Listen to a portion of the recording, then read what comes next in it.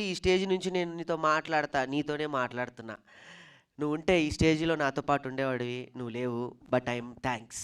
ఎందుకు అంటే నువ్వు ఉంటే నీ కుటుంబం ఎంత ఆనందపడుతుందో తెలీదు గానీ, వాళ్ళందరికన్నా నేనే ఆనందపడతాను. నువ్వు లేవు. Thank you very much.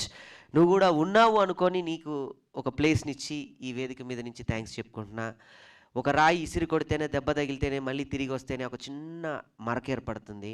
ఆ చూసే విధానంలో ఒకడిని చూపిస్తే పెయింట్ అంటాడు, ఒకడు చూపిస్తే మరక అంటాడు, ఇంకొకడు చూపిస్తే అబ్బా! ఏం గట్టిగా ఇసిరి కొట్టాడురా దానితో అంత తగిలిందంటారు. అంత బలంగా నువ్వు నాకు మాట్లాడబట్టే అంత కసిగా పెరిగి నేను ఈరోజు ఈ స్టేజ్ మీద ఉన్నాను. Thank you very much. ఆ తర్వాత ఈ స్క్రిప్ట్ పట్టుకొని నేను తిరగని చోటు లేదు, వెళ్ళని చోటు లేదు. వెళ్తే రాజకీయ కథ అన్నారు. వెళ్తే నువ్వు హీరో ఏంటి అన్నారు. దానికన్నా ముందు ఇంకో కొంతమంది హీరోలకు చెప్పాను. దగ్గరికి కూడా రానీయలేదు, అది వేరే విషయం.